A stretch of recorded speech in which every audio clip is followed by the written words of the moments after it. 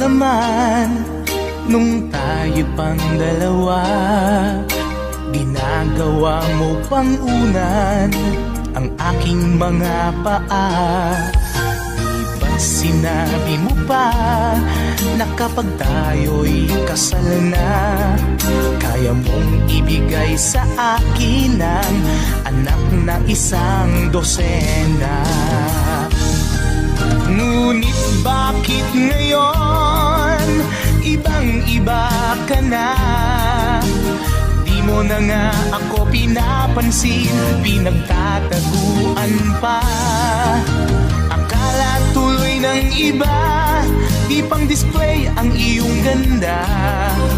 Minsan pa nga ako'y nagtataka kung napapano ka na.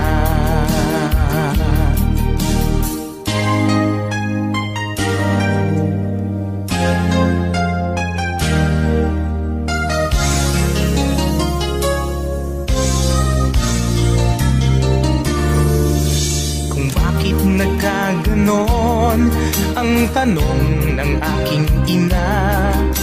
Wala akong ibang masabi kundi ang pagtakpan ka. Dahil alam mo naman na mahal kita. Gagawin ko ang lahat kahit ikamatay ko pa. Ngunit bakit ngayon ibang-iba ka na? Di mo na nga ako pinapansin, pinagtataguan pa. Akala tuloy ng barkada, hindi ikaw ang aking nobya. Minsan na may napagkamalan pa ako.